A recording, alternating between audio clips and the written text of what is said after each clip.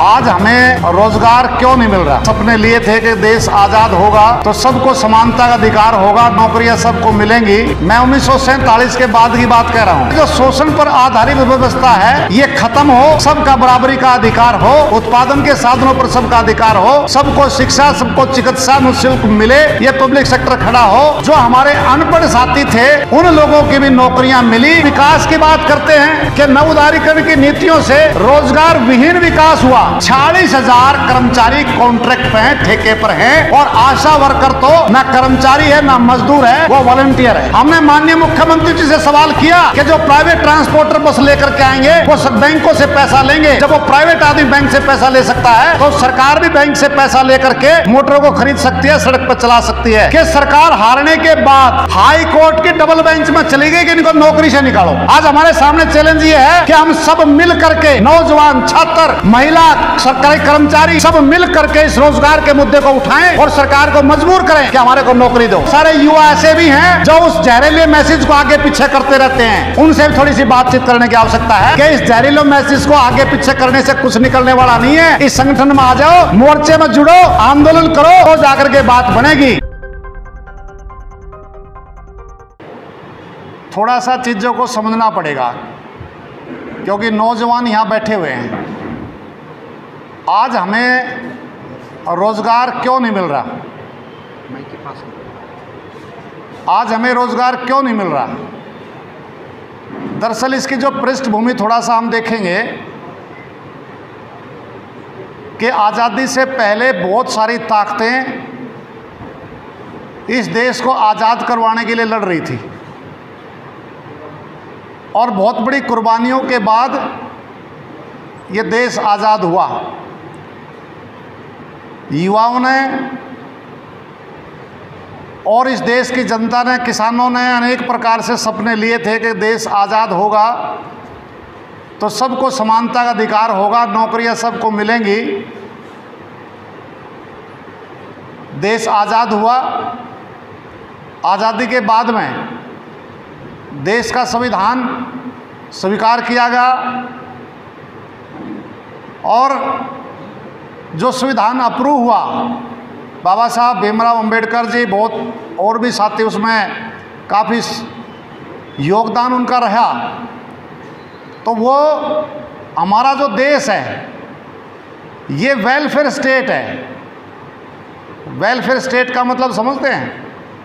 ये कल्याणकारी राज्य है और कल्याणकारी राज्य का मतलब इस देश में मूलभूत सुविधाएं प्रदान करने का काम देश की सरकार का होगा।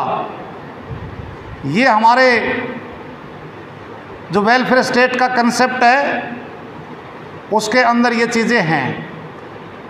अगर मूलभूत सुविधाएं, चाहे बिजली है, पानी है, शिक्षा है, चिकित्सा है, ये सारा अगर वेलफेयर स्टेट के कंसेप्ट में जनता को देने के लिए सरकार उत्तरदायी है तो इसके लिए क्या चाहिए? मैं 1947 के बाद की बात कह रहा हूँ। अगर ये सुविधाएं देनी है तो सरकारी क्षेत्र, जिसको हम पब्लिक सेक्टर बोलते हैं, सरकारी विभाग बोलते हैं, इनकी आवश्यकता पड़ेगी। और अगर हमारे पास सरकारी विभाग नहीं है तो प्राइवेट सेक्टर, निजी क्षेत्र इस काम को बिल्कुल भी नहीं कर सकते, और करेंगे तो उसमें मुनाफा बटोरने का काम करेंगे, फैसिलिटी प्रोवाइड नहीं करेंगे, भारी मुनाफा कमाएंगे। तो इस कंसेप्ट के साथ, इस विचार के साथ जब ये सारे सरकारी क्षेत्र, सरकारी विभाग खड़े करने थे तो हमारे पास देश की आज़ादी के बाद पैसे का बड़ा अभाव था, पैसा नहीं था। तो हमें पैसा चाहिए और टेक्निक भी चाहिए। ना पैसा है ना तकनीक है। तो उस टाइम के जो शासक वर्ग थे, जो सत्ता में थे, उस टाइम भी दुनिया में दो खेमे थे। एक ये जो गुलाम देश थे, आज़ाद हुए थे, वो ताकतें थी, जिसको कुछ समाजवादी देश भी थे जिसका नेतृत्व सोवियत संघ, जिसको रूस बोलते थे, वो करता था। और दूसरा ये जो लुटेरे देश हैं, साम्राज्यवादी देश हैं, एक खेमा ये था। तो हमारे जो शासक वर्ग थे उन्होंने प्रयास किया कि जो साम्राज्यवादी खेमा है इससे हम कुछ मदद लें और अपने यहाँ इस पब्लिक सेक्टर को मूलभूत ढांचे को खड़ा करें। लेकिन जब ये प्रस्ताव उनके पास जाता है तो उन्होंने शर्तें लगानी शुरू कर दी कि हम पैसा देंगे लेकिन तकनीक नहीं देंगे। हमारी जो मल्टीनेशनल कॉरपोरेशन कंपनियां हैं वो आपके वहाँ ढांचा खड़ी करेंगी। तो शासक वर्गों ने देखा कि अगर तकनीक नहीं देंगे, पैसा देंगे और एमएनसी इनकी आएंगी और इस ढांचे को खड़ा करेंगी तो एक जो गुलामी से आज़ाद हुए हैं दोबारा से फिर गुलामी के हम फंस के खड़े हो जाएंगे। इसलिए फिर वो जो समाजवादी खेमा था या मैं कहूँ कि जो गुलाम देश थे वो जो आज़ाद हुए थे वो चाहते थे हमारी ताकत बढ़े और ये जो शोषण पर आधारित व्यवस्था है ये ख़त्म हो, सबका बराबरी का अधिकार हो, उत्पादन के साधनों पर सबका अधिकार हो, सबको शिक्षा, सबको चिकित्सा निःशुल्क मिले, ये पब्लिक सेक्टर खड़ा हो, ऐसा उनका भी विचार था। तो जब हमारे शासक वर्ग उनके पास जाते हैं तो उन्होंने इस बात का आश्वासन, भरोसा दिया कि हम आपको पैसा भी देंगे, मदद करेंगे, आपकी आर्थिक मदद भी करेंगे और आर्थिक मदद के साथ साथ हम आपको तकनीक भी देंगे। जो आपका पब्लिक सेक्टर खड़ा करना है, जो मूलभूत ढांचा खड़ा करना है उसमें पूरी तरीके से मदद हम आपकी करेंगे। तो वहाँ से जिस प्रकार से हमारे को मदद मिली और अपने जो रिसोर्सेज थे उसका इस्तेमाल ढंग से किया, यानी कि उनकी मदद से अपने रिसोर्सेज का बेहतरीन तरीके से इस्तेमाल करके इस देश का विकास का जो मॉडल है वो आगे बढ़ता है। और हम आपको मालूम होगा पहले हम अनाज भी बाहर से मंगवाते थे। हमारे यहाँ जो पब्लिक है उसके खाने के लिए अनाज भी नहीं था, औद्योगिक विकास नहीं था, एग्रीकल्चर सेक्टर का कुछ विकास नहीं था। लेकिन उस मदद से, उस तकनीक से अपने रिसोर्सेज को बेहतर इस्तेमाल करके हमने इस देश में हरित क्रांति करी। मतलब खाद्यान्न के क्षेत्र में अगर हम देखेंगे तो ना केवल हमने अपने जो खाने के लायक अनाज था वो पैदा किया बल्कि विदेशों में भी हमने उसको भेजना शुरू किया।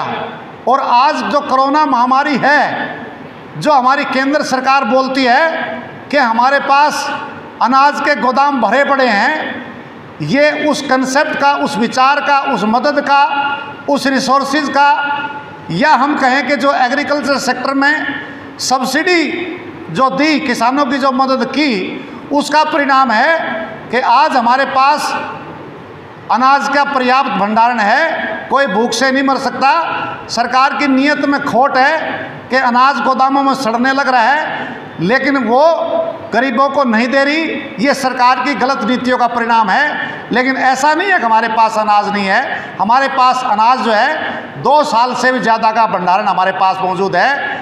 तो ये उस विचार के साथ ही आगे बढ़ा।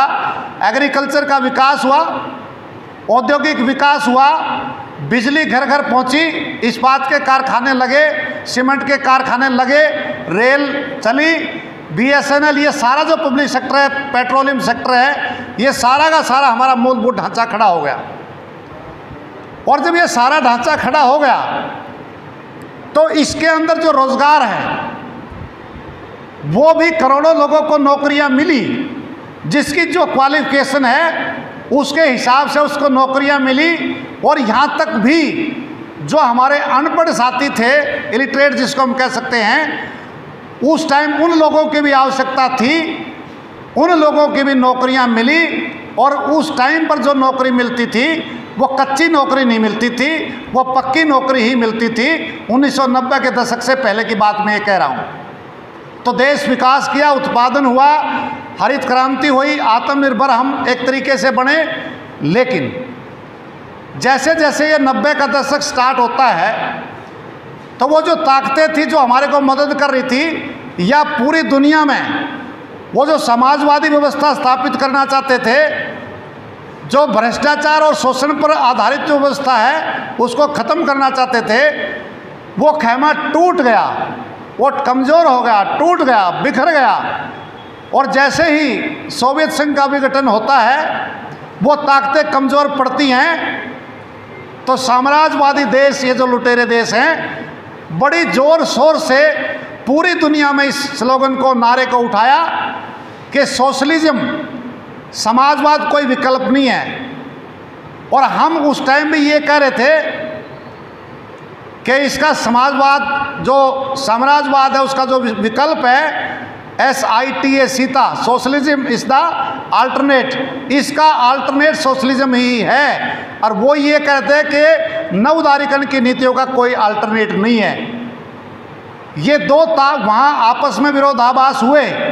और उस टाइम पर हम देखते हैं कि हिंदुस्तान की सरकार में भी नरसिंह राव, मनमोहन सिंह फाइनेंस मिनिस्टर थे, नरसिंह राव प्रधानमंत्री थे।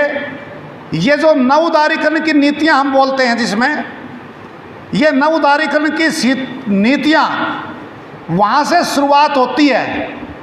और इन नीतियों के कारण से ही अगर हम देखेंगे कि रोजगार का पूरा करैक्टर, चरित्र बदल गया। काम पक्का है लेकिन नौकरी पक्की नहीं है।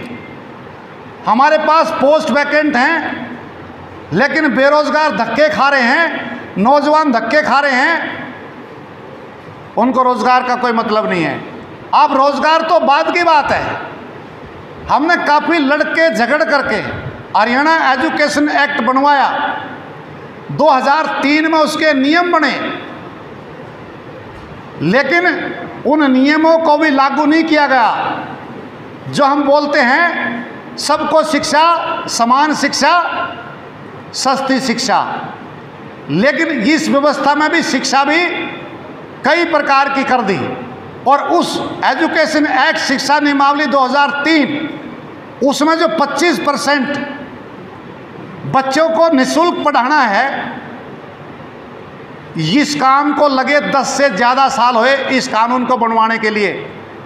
और प्राइवेट स्कूल कुछ 2 दिन की स्ट्राइक करने के बाद वो 25% जो प्राइवेट स्कूल निःशुल्क पढ़ाएंगे, उस कानून को भी हटा दिया, केवल 10% रहने दिया। और 10% बच्चों को, छात्रों को प्राइवेट स्कूल जिसको कौड़ियों के भाव में ज़मीन दी है, उनका एडमिशन भी नहीं होता। ये हालात इन्होंने बता दी। और विकास की बात करते हैं कि नवोदारीकरण की नीतियों से रोजगार विहीन विकास हुआ। रोजगार विकास हुआ लेकिन रोजगार खत्म हो गया। जहां हमारे जो यूथ हैं, लगभग हम देखते हैं कि 30 साल की एज के लगभग 54% नौजवान हैं। हमारा देश पूरी दुनिया में नौजवानों का देश है, जहाँ रोजगार चाहिए, लेकिन रोजगार एक तो जनरेट नहीं कर रहे। जो आपके पास रोजगार है उसको आप भर्ती नहीं कर रहे, और भर्ती कर भी रहे हो तो ठेके पर, आउटसोर्सिंग पे, कॉन्ट्रैक्ट पे, ट्रेनिंग, और यहाँ तक तो अब ये फिक्स टर्म अपॉइंटमेंट्स भी आपके सामने आ रही है। क्या बोलते हैं उसको, सक्षम में इनके पास कितने दिन का काम है। एक ये नया कंसेप्ट लेकर के आए हैं कि अब क्या लेकर के आ रहे हैं, 8 घंटे की ड्यूटी नहीं होगी, आपकी नौकरी पक्की नहीं होगी, 58 साल तक की गारंटी नहीं होगी, आपको 2 घंटे के लिए, 4 घंटे के लिए, 2 महीने के लिए, 1 साल के लिए फिक्स टर्म एम्प्लॉयमेंट के नाम पर ये सारा कुछ होने लग रहा है। अब हम देख रहे हैं कि अगर नौकरियों की मैं बात करूं, आप नौजवान यहाँ बैठे हो, हम पिछले 15-20 साल से, और मैं ये कहूँ कि 90 के बाद इन नीतियों के खिलाफ हम लड़ रहे हैं और रोज़गार की बात कर रहे हैं। रोज़गार अगर मैं गिनती करवाना शुरू करूं, बिजली का महकमा है, बिजली के महकमे में जब 54 और 60 हज़ार कनेक्शन थे, बिजली के कनेक्शन, जब कर्मचारियों की संख्या 50 हज़ार को पार कर रही है, और आज जब कनेक्शन लगातार बढ़ रहे हैं, कर्मचारियों की संख्या उल्टी कम होती जा रही है, तो बिजली के महकमे में लगभग 30,000 कर्मचारियों की कमी है, 30,000 की। यह स्वास्थ्य विभाग है। स्वास्थ्य विभाग में पॉपुलेशन के हिसाब से जितने hospital, general hospital, CHC, PHC हमारे पास हैं, पहली बात तो जनता की हिसाब से वो हमारे पास है नहीं, और जो है भी उसमें हमारे पास स्टाफ नहीं है, और स्टाफ है भी। एजुकेशन, ये हेल्थ सर्विसेज कितनी ज़रूरी हैं, कितनी ज़रूरी हैं। 11,000 तो कॉन्ट्रैक्ट पर हैं, 15,000 NHM नेशनल हेल्थ मिशन वो भी कॉन्ट्रैक्ट पे हैं, और रेगुलर कर्मचारी अगर हम करें 20,000 आशा वर्कर, 15,000 NHM, 35 और 11 46,000 कर्मचारी कॉन्ट्रैक्ट पे हैं, ठेके पर हैं। और आशा वर्कर तो ना कर्मचारी है ना मजदूर है, वो वॉलंटियर है। और हेल्थ सर्विसेज कितनी महत्वपूर्ण है। सरकार मुश्किल से 5 और 7,000 की संख्या होगी रेगुलर एम्प्लॉइज की, जिसके तुम दावे कर रहे हो कि हम हेल्थ सर्विसेज दे रहे हैं, बेटर सर्विसेज दे रहे हैं, वो किसके दम पे चल रही है। तो अगर यहाँ हेल्थ सेक्टर में ही देखें तो मैं ये कह सकता हूँ कि 50,000 रेगुलर पोस्ट वैकेंट हैं जिसको नौकरी लगाई जा सकती है, और नौकरी लगाने की बात ये कर नहीं रहे। रोडवेज का पीछे हड़ताल हुई, आंदोलन हुआ, आपको पता होगा। हमारी मांग क्या थी? हमारी मांग थी कि रोडवेज की सरकारी बसें आएं। अगर एक बस आती है तो ड्राइवर, कंडक्टर और मिस्त्री और जो क्लर्क को मिलाकर के 6 कर्मचारी लगने का प्रावधान है, कानून है कि एक बस आएगी तो 6 कर्मचारी भी लगेंगे। 14,000 बसें आएंगी, जो संख्या कम है, तो 14,000 में कितनी नौकरी होगी? 84,000। ये उस टाइम लोगों की समझ में कुछ बात आई, नौजवानों की नहीं आई। लोगों को लगता था कि रोडवेज के कर्मचारी अपनी तनख्वाह बढ़वाने के लिए लग रहे हैं। रोडवेज का कर्मचारी तनख्वाह बढ़वाने के लिए नहीं लड़ रहा था, रोडवेज का कर्मचारी लड़ रहा था कि प्राइवेट बस ना आए, सरकारी बस 14,000 आए, 84,000 को नौकरी मिले, इस बात की लड़ाई थी वो। सरकार ने हाई कोर्ट में जा करके उस हड़ताल को एक तरीके से बीच में चला करके उसको समाप्त करवाने का काम किया। और सरकार जो हम कह रहे हैं कि 14,000 बसों को लाओ, जनता की डिमांड है। प्राइवेट बस लेकर के आ रहे हैं, वो किसकी डिमांड है? गांव के सरपंच, पंच रेजुलेशन प्रस्ताव पारित करके लेकर के आते हैं जीएम के पास कि हमारे गांव से हरियाणा रोडवेज की बस चलनी चाहिए। और उस जनता की जिसने इस मनोहर लाल खट्टर सरकार को दोबारा सत्ता तक पहुंचाया है, ये सरकार उस जनता की इस मांग को दरकिनार करते हुए अपने चहेतों को फायदा पहुंचाने के लिए प्राइवेट रूट परमिट निजी हाथों में दे रहे हैं, उनकी बस चलाने पर आमादा है। कौन नहीं कहेगा इसमें कमीशन नहीं है? हमने ये आरोप लगाया, और आरोप ही ने लगाया, उस बात की पुष्टि भी हुई, विजिलेंस से जांच हुई और रेट में भारी गड़बड़ मिली, और ये कहा कि इनके खिलाफ कार्रवाई करेंगे, मुकदमे सुकदमे दर्ज हुए। लेकिन स्वयं मुख्यमंत्री ने हमारे सामने मीटिंग में कहा कि इंक्वायरी हुई है, जो दोषी हैं उनके खिलाफ कार्रवाई होगी, लेकिन प्राइवेट बसें आएंगी। इसका मतलब क्या है? इसका मतलब आपको इस प्रदेश की उस जनता की जो प्राइवेट बस का विरोध कर रही है, जो सरकारी बस की बात कर रही है, उसकी चिंता नहीं है। चुनाव जीतने के बाद में चिंता किसकी है कि प्राइवेट मोटर कैसे चलें। और मैं एक, आप नौजवान हो, आपको बताना चाहता हूँ, ये प्राइवेट जो बस लेकर के आएंगे, ये पैसा कहाँ से लेकर के आएंगे? क्या भाई? पैसा सरकारी बैंकों से लेंगे नहीं लेंगे? कर्जा लेकर के बस लेंगे नहीं लेंगे? जब प्राइवेट आदमी कर्जा बैंकों से ले सकता है, तो प्राइवेट आदमी ले सकता है, तो सरकार क्यों नहीं ले सकती? हमने माननीय मुख्यमंत्री जी से सवाल किया कि जो प्राइवेट ट्रांसपोर्टर बस लेकर के आएंगे वो सब बैंकों से पैसा लेंगे। जब वो प्राइवेट आदमी बैंक से पैसा ले सकता है, तो सरकार भी बैंक से पैसा लेकर के मोटरों को खरीद सकती है, सड़क पर चला सकती है। तो फिर वो कहते हैं कि नहीं, ये पब्लिक प्राइवेट पार्टनरशिप PPP के आधार पर अब ये प्रदेश चलेगा। ये PPP हम समझते हैं किस तरीके से है कि प्राइवेट लोगों को फायदा पहुंचाने के लिए सारा का सारा काम है। अब हम देखते हैं कि जब मैं कह रहा था कि इन नीतियों के बाद रोजगार पूरी तरीके से बदल गया।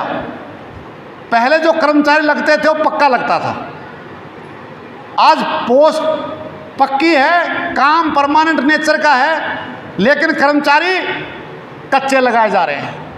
अब हमने बात करी जब कोरोना स्टार्ट हो गया 24 मार्च से पहले, 28 अप्रैल को हमारी मीटिंग हुई मुख्यमंत्री से। हमने कहा कि इस कोरोना से निकलना है तो जो आपके पास पोस्ट वैकेंट पड़ी हैं आप उनको भरो, बेरोजगारों को रोजगार दो। उनका क्या कहना था? उनका कहना था कि जो कर्मचारी लग रहे हैं उनकी तनख्वाह लेने के लिए 5,000 करोड़ का कर्जा लेना पड़ेगा। आप नहीं भर्ती की बात कर रहे हो। हमने कहा फिर पैसा सरकार के पास नहीं है क्या? उन्होंने कहा कि नहीं, हमारे पास पैसा नहीं है। लेकिन उसी दिन अखबार में खबर लग रही थी कि 50 पूंजीपतियों के शायद 78,700 कुछ लाख करोड़ रुपए सरकार ने माफ कर दिए। एक तरफ आप माफी की बात कर रहे हो, दूसरी तरफ कह रहे हो हमारे पास पैसा नहीं है। तो बेरोजगारों को नौकरी कहां से मिलेगी? और हालत ही सरकार की क्या है?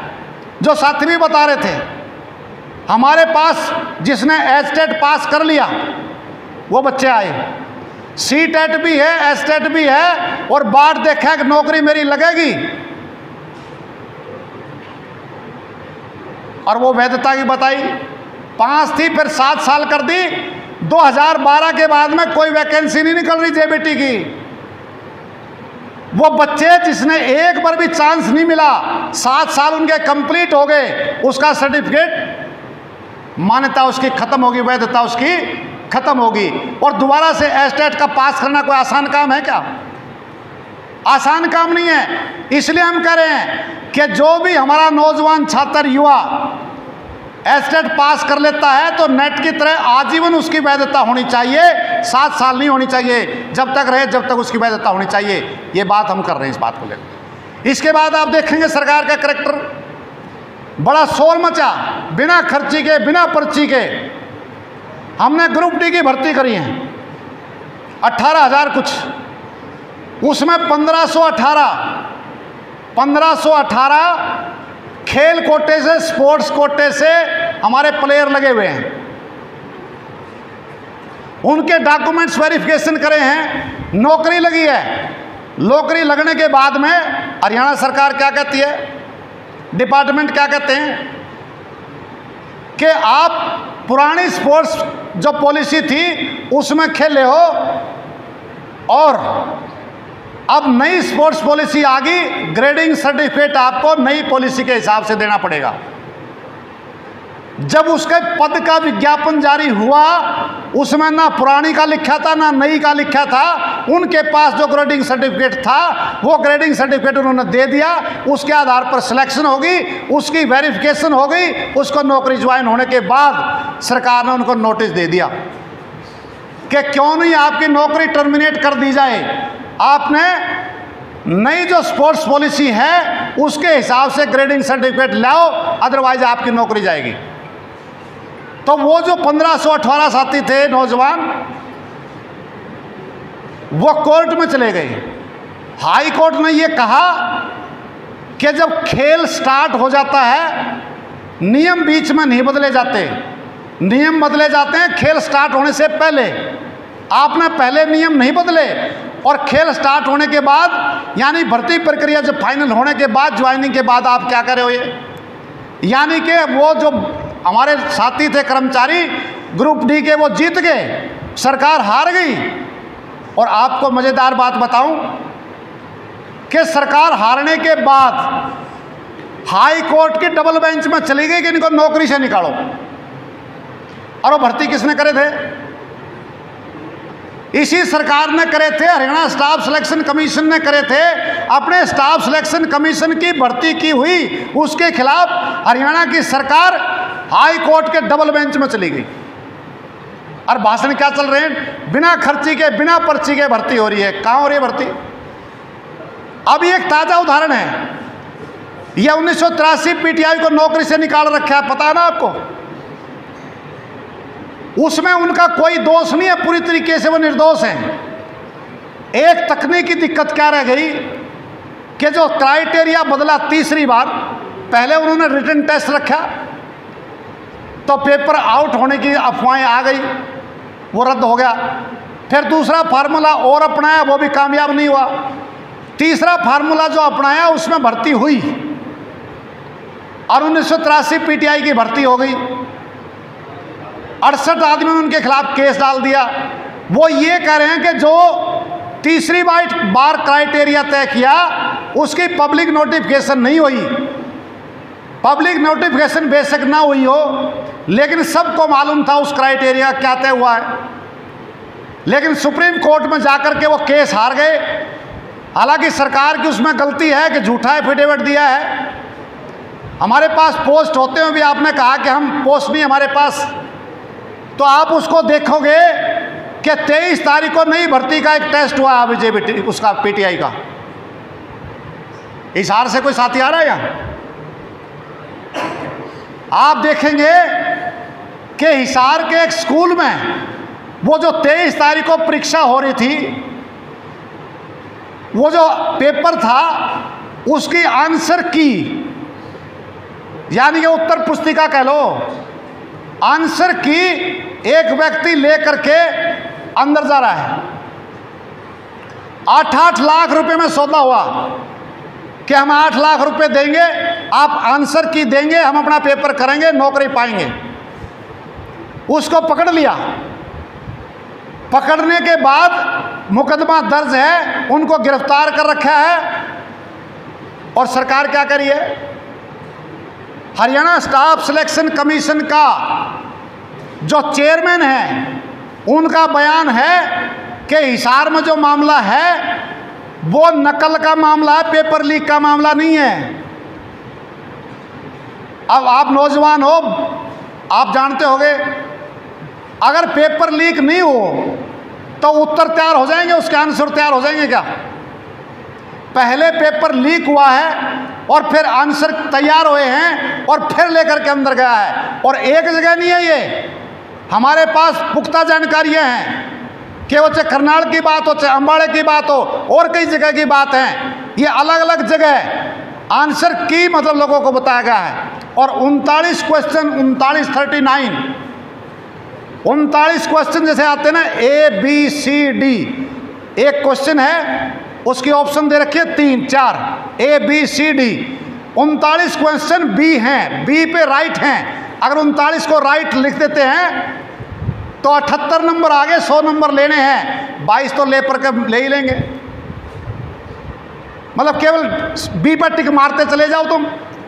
तो ये बिल्कुल एक योजनाबद्ध तरीके से पेपर लीक हुआ है, आंसर की तैयार हुई है। तो इसलिए जो हम मांग कर रहे हैं कि इस पेपर को रद्द करो, हाई कोर्ट के सिटिंग जज से जांच कराओ, दूध का दूध पानी का पानी करो, लिपापोती करने का प्रयास ना करो। इस बीच में चेयरमैन साहब का बयान आता है, अभी जांच चल रही है, उससे पहले क्लीन चिट देना यह साबित करता है कि हरियाणा स्टाफ सिलेक्शन कमीशन की किसी अधिकारी या कर्मचारी की मिलीभगत के बिना यह पेपर लीक नहीं हो सकता। अब आप देखेंगे टीजीटी टीचर है, 2015 में पोस्ट निकलती है 1035 टीचरों की, और कुछ और पोस्टें हैं, एक्साइज इंस्पेक्टर की हैं, दूसरी पोस्टें हैं, यानी कि 1500 के करीब पोस्ट निकलती है 2015 में। उनके रिटर्न टेस्ट भी हो गए। वो इंतजार कर रहे हैं कि हमारा पेपर अब रिजल्ट आएगा, हम ज्वाइन करेंगे। लेकिन सरकार ने क्या करा? हरियाणा स्टाफ सिलेक्शन कमीशन ने चीफ सेक्रेटरी को चिट्ठी लिख दी कि क्यों ना इन पोस्टों को, ये जो भर्ती प्रक्रिया स्टार्ट की थी, इनको हम रद्द कर दें। क्योंकि हरियाणा सरकार ने 1 साल के लिए भर्ती पर प्रतिबंध लगाया, जिसका सर्व कर्मचारी संघ हरियाणा तीखा अपोज किया, विरोध किया। उसके बाद ये तय हुआ कि जो भर्ती प्रक्रिया चल रही है पाइपलाइन में जो भर्तियां हैं उन भर्तियों को हम करेंगे। लेकिन इसके बावजूद वो जो 1535 पोस्टें हैं, स्टाफ सिलेक्शन कमीशन उनको बोल रहा है कि इन भर्ती प्रक्रिया को रद्द कर दिया जाए। 2015 से जो 5 साल हो गए इंतजार करते करते, आज उनको भर्ती पर आप रोक लगाने की बात करते हो। तो ये जो इशू हमारे सामने हैं, बेरोजगारों के साथ कितना भद्दा मजाक है। बिजली के महकमे में 146 पोस्टें, जूनियर सिस्टम इंजीनियर की, आईटी की पोस्टें हैं, उनका टेस्ट हो गया जनवरी 2020 में। वो इंतजार कर रहे हैं कि रिजल्ट आएगा, मैं नौकरी लगूंगा।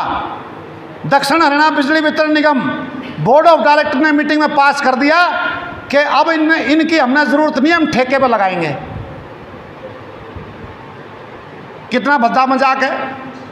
मतलब नौजवानों को कुछ समझ नहीं रहे क्या तुम? इस प्रकार से यह सारा कुछ खेल चल रहा है। अब ये रोजगार का जो सवाल है, जो आपके बेरोजगार युवा मंच ने उठाया है, एसएफआई डीएफआई का मैं बहुत बहुत धन्यवाद करता हूं कि इस मौके पर इस प्रश्न को उठा करके बहुत महत्वपूर्ण काम आपने किया है। क्योंकि आज तो माहौल दूसरा ही चल रहा है। पिछले 1 महीने से तो हम देख रहे हैं, मेरे ख्याल में वो सुशांत राजपूत ही टीवी का पंडा नहीं छोड़ रहा। मतलब कभी उसी की सीबीआई की जांच करा दो, ये करा दो, वो करा दो। मतलब पूरे देश में और कोई मुद्दा नहीं है। बेरोजगारी भयंकर स्थिति में पहुंच गई। आप कोरोना में देखोगे 15 करोड़ लोगों की नौकरी चली गई, और पिछले महीने ही 3.25 करोड़ की जो सैलरी मिलती थी उनकी नौकरी चली गई। क्या ये इशू नहीं है? उनके लिए ये इशू नहीं है। आज जब बेरोजगार नौकरी की बात करता है तो उसको आपस में बांटने की बात करते हैं, हिंदू मुस्लिम की बात करते हैं, सांप्रदायिकता का जहर घोलते हैं। कोरोना के आपने देखा होगा 30 जनवरी को पहला केस आया। 30 जनवरी के केस आने के बाद अगर ये बाहर से वायरस आया है, एयरपोर्ट पर जो बाहर से लोग आ रहे थे उनको वहीं रोक करके चेकिंग करते, क्वारंटाइन करते, आज देश की हालत ये नहीं होती।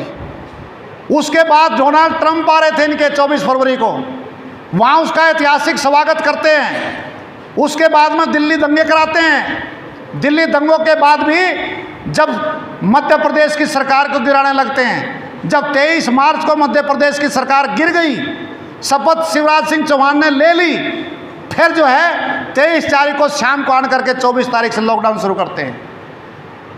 और वो लॉकडाउन पूरी दुनिया में हुआ है, बहुत देशों में किया है, कम से कम 1 सप्ताह का टाइम लिया है, लेकिन यहाँ केवल 4 घंटे का टाइम लिया है। और केवल ये दिखाने के लिए कि मोदी है तो मुमकिन है, मोदी देश को बंद कर सकता है 4 घंटे में, और बंद तो कर दिया। अब क्या है? और जब बंद कर रहे थे क्या भाषण चल रहे थे कि 18 दिन में हमने महाभारत का युद्ध जीत लिया, 21 दिन में हम इस कोरोना को ही फतह कर देंगे। कर दिया फतेह।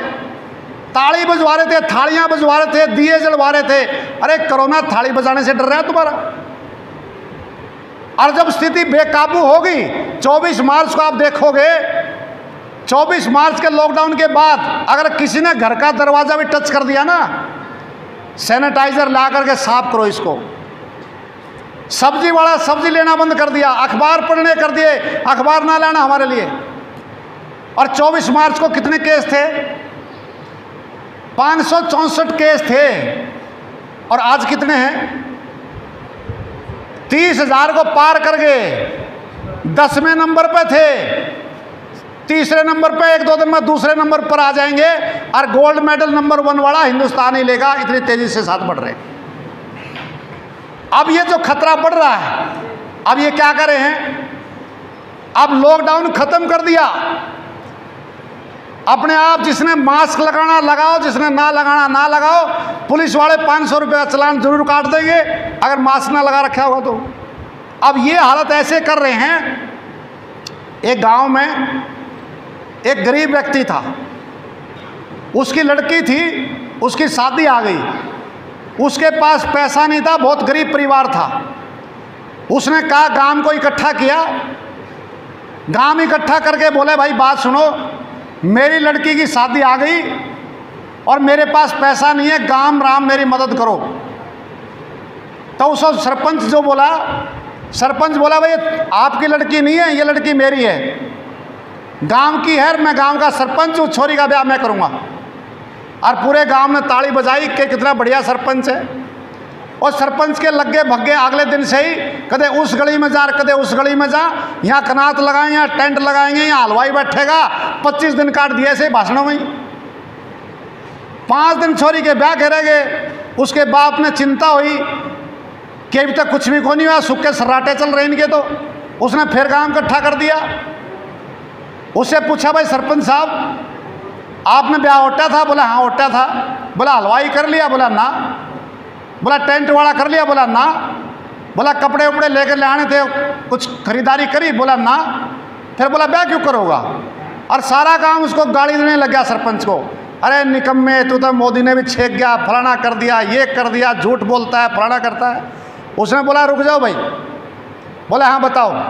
बोला ये बताओ, ये ब्याह जो है छोरी का ब्याह 25 दिन मैंने राख दिया, डांट दिया, 5 दिन तुम नहीं डांट सकते इस नब।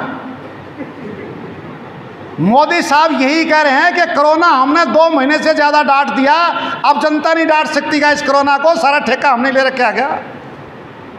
अब जब बेकाबू होगा, जब इस तरीके से बातों को मार रहे हैं। और इसके अंदर भी आप देखेंगे, जो मैं कहना चाहता हूं, युवा हो थोड़ा ध्यान से सुनो, इनके ट्रैप में युवा ही आ रहा है। अगर युवा सोशल मीडिया जो चल रहा है, फेसबुक है, ट्विटर है, व्हाट्सएप है, इसमें जो सारा झूठ पे झूठ और जहरीला जो प्रचार चल रहा है, इसका कारण है कि ये सत्ता में लोग हैं। हो क्या रहा है? हो ये रहा कि कोरोना में भी सांप्रदायिकता का तड़का लगाने की कोशिश करी कि मोदी साहब ने, सरकार ने तो कोरोना को रोक दिया था, लेकिन ये जो दिल्ली मरकज वाले हैं ना, इनने फैला दिया। और आप देखेंगे बंबई हाई कोर्ट का डिसीजन आया है, ये उस टाइम की खबरें देखो। आज 5000 केस आए हैं, इसमें से 3250 मरकज वाले हैं, बाकी और वाले हैं। बाकी और वाले कहाँ बताओ ना। अब खट्टर साहब को भी कोरोना हो गया, उड़ा मरकज वाले जा रहे थे। मतलब 1 क्विंटल लोगों को हो रहा है। जब हमारे साथी कहीं पकड़े जाते थे तो उनको क्या कहते थे? ये यहाँ फंसे हुए थे। और वो मुस्लिम अगर कोई पकड़ा जाता क्या कहते थे? यहाँ छुपे हुए थे। मतलब ऐसा जहरीला प्रचार किया कि आधार कार्ड मांगने लग गए सब्जी वालों से, आधार कार्ड दिखाओ। और किसी ने तो झंडा विश्व हिंदू परिषद का रेडी पर लगा लिया कि ये हमारी हिंदुओं की दुकान है। ये क्या हो रहा है?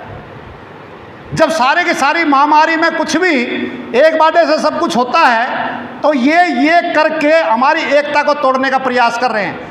अगर थोड़ा सा इस पॉलिटिक्स को समझ जाओगे, आज हमारे सामने चैलेंज क्या है? आज हमारे सामने चैलेंज ये है कि हम सब मिल करके, नौजवान, छात्र, महिला, सरकारी कर्मचारी, सब मिल करके इस रोजगार के मुद्दे को उठाएं और सरकार को मजबूर करें कि हमारे को नौकरी दो। लेकिन यूथ, नौजवान क्या कर रहा है? विकास दुबे मारा गया ना वहाँ उत्तर प्रदेश में। विकास दुबे नाम का गैंगस्टर जानते होंगे, उसने 8 पुलिस वाले मारे, 2 बाद में मर गए। और जो काम वहाँ से उसको लेकर के आए तो उसका इनकाउंटर हुआ। और बहुत सारे लोग उस इनकाउंटर को भी ठीक ठहरा रहे थे। लेकिन हमारा ऐसा मानना है, अगर कानून के हिसाब से सजा मिलती तो भी उसको फांसी होती। लेकिन विकास दुबे कैसे बना, इसके राज भी खुलते। तो ये कहा जाता पुलिस वालों का खून खोल रहा था, उसके साथियों को मार दिया। लेकिन कुछ दिन पहले बुलंदशहर में भी एक पुलिस इंस्पेक्टर मारा गया था। सुबोध सिंह नाम का एक पुलिस इंस्पेक्टर मारा गया था। वो भी भीड़ को रोक रहा था, बहुत बड़ा दंगा होता वहाँ, वो बीच में आकर के आया, उसको जान से मार दिया। उस दिन उसकी बीबी का, बेटी का इंटरव्यू था। जिस दिन विकास दुबे का इनकाउंटर हुआ, वो ये सवाल कर रहे थे कि आज इन पुलिस वालों का खून खोल रहा है। जब मेरा पति और मेरा पापा मरे थे, भीड़ ने मारे थे, वो जो भीड़ ने मारे, जो दोषी थे, आरोपी थे, जिसको जेल जाना पड़ा, जब जेल से बाहर आए तो उनको माला डाल करके उनके जिंदाबाद जिंदाबाद के नारे लगाए जा रहे थे। ये क्या हो रहा है इस देश में? आप जानते होंगे आज जिस प्रकार से जनवादी अधिकारों पर हमले हैं। ये रोहतक की हमारी बेटी है नताशा नरवाल, आसाम से दिव्यांगना कलिता, वो क्या उनका कसूर क्या है? उनका कसूर केवल ये है कि वो मानव अधिकारों के उसमें आवाज़ उठाती हैं, महिलाओं पर अत्याचार पर आवाज़ उठाती हैं। एनआरसी सीए के खिलाफ जो प्रोटेस्ट था उसमें एक्टिविस्ट थी। दिल्ली में दंगे हुए, कैंप लगा करके लोगों की मदद करते हैं। जो प्रवासी मजदूर कोरोना के बाद में जो जा रहे हैं उनकी वो मदद करते हैं। उनके साथ क्या हुआ? दिल्ली दंगों में मुकदमा दर्ज कर रखा है, उनको अंदर डाल दिया। एक केस में जमानत मिलती है, जमानत मिलने के बाद उनके ऊपर यूएपीए लगा दिया। यूएपीए जानते हो क्या फंड है? एक काला कानून है, अनलॉफुल प्रिवेंशन एक्ट, वो लगा करके 3 महीने जमानत नहीं हो सकती। वो दोनों की दोनों लड़कियां तिहाड़ जेल में डाल रखी हैं। केवल वो नहीं है, बहुत सारे लोग हैं। आप देखेंगे देवेंद्र सिंह डीएसपी जो आतंकवादियों को लेकर के आ रहा था, वो पकड़ा जाता है। उसकी पुलिस 3 महीने में चार्जशीट नहीं दाखिल कर पाती है, उसको जमानत मिल जाती है। सफूरा जरगर जिसने एक केवल स्पीच दिया था, उसका कोई कसूर नहीं था, वो प्रेग्नेंट थी, उसको जेल में डाल दिया जाता है। और मेडिकल कुछ दिक्कतें उसकी थी, बहुत बाद में जब सोशल मीडिया का दबाव पड़ा तब जाकर के उसको जमानत मिलती है। आज हम भी इसमें बढ़ जाते हैं। इसलिए नौजवानों से मेरे विशेष तौर से ये अपील है कि हम सर्व कर्मचारी संघ हरियाणा के तौर पर हम इस रोजगार के इश्यू को उठा रहे हैं। हम ये कह रहे हैं कि जितनी सरकारी विभागों में लगभग 4 लाख के करीब पोस्टें खाली पड़ी हैं, आपको जानकारी दे रहा हूं मैं। जो पॉपुलेशन बढ़ रही है, वर्कलोड बढ़ रहा है, उसके हिसाब से 4 से 5 लाख पोस्टें खाली हैं। 4 से 5 लाख पोस्टें खाली हैं, तो सर्व कर्मचारी संघ हरियाणा उठा रहा है कि सारी पोस्टों को रेगुलर भर्ती से भरा जाए। ये मांग उठा करके हम चल रहे हैं। लेकिन मेरा आपसे ये कहना है कि अगर आप भी इसके खिलाफ मोर्चा खोलें कि जितनी पोस्ट खाली पड़ी हैं सरकारी क्षेत्र में, प्राइवेट सेक्टर में नहीं करा मैं, जितनी पोस्ट खाली हैं ये सारी की सारी पोस्टें भरी जाएं। अगर ये मूवमेंट चलेगा, इधर से नौजवान साथी उठेंगे और इधर से हम उठेंगे, फिर मिल करके लड़ेंगे, तो सरकार को इनको नौकरी लगाना पड़ेगा। और नौकरी लगेंगी तो आपका नंबर भी आएगा, आपके पड़ोसी का नंबर भी आएगा, आपके दोस्त का नंबर भी आएगा।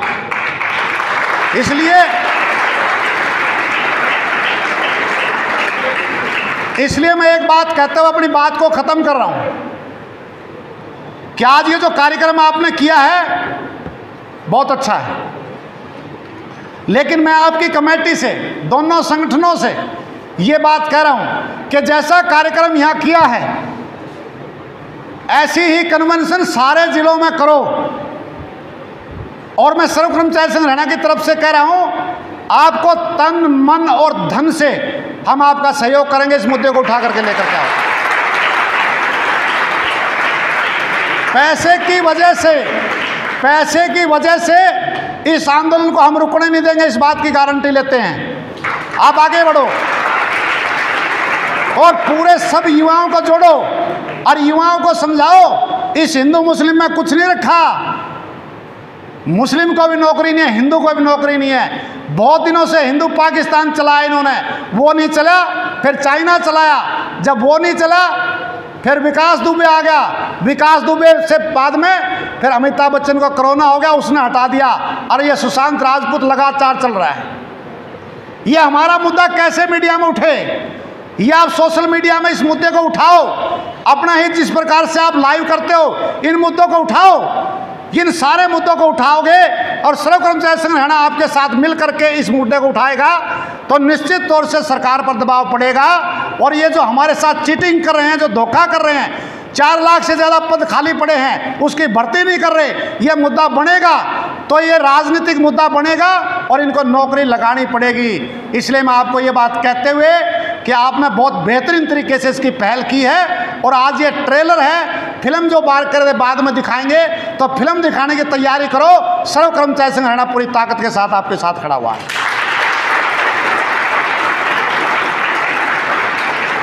इन्हीं बातों के साथ एक बार फिर आप सबका, और मुझे बड़ी खुशी हो रही है कि बड़े दिनों के बाद इतनी बड़ी संख्या में नौजवानों की कन्वेंशन है। और हल्का प्रयास है, कोरोना भी है, डर भी लग रहा है, सारी कुछ है, इसके बाद युवा आ रहे हैं। इसका मतलब युवाओं में थोड़ी जागृति आई है।